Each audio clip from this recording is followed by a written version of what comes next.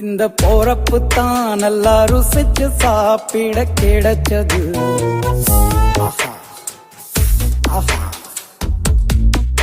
அத நினைச்சுத்தான் மனோ உலகம் முழுவதும் பருக்குது. அட சுட சுட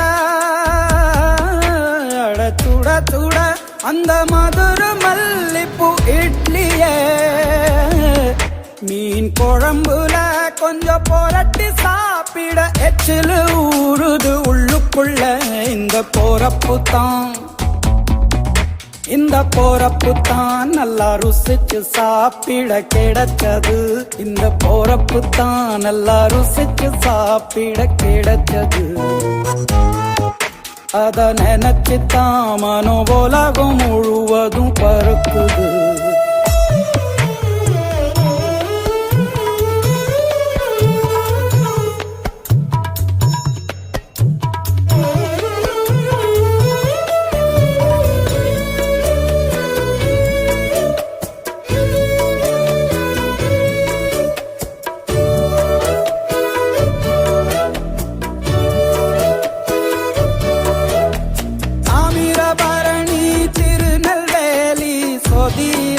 ஒரு தனி ருசி வைகையில் பிடிச்ச ஐர மீன் குழம்புக்கு ஒரு தனி ருசி.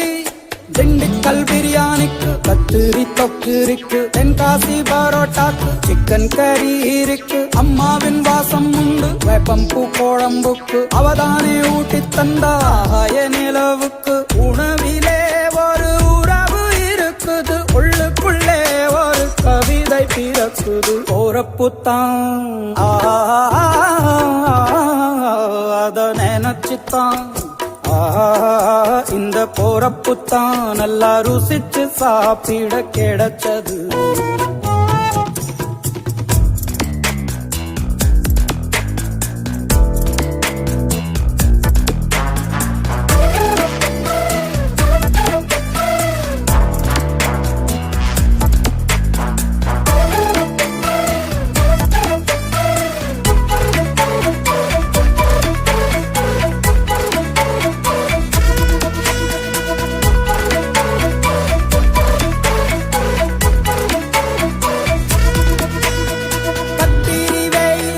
கொதிக்கும் போது பணகம் கரைச்சு குடிக்கணும்.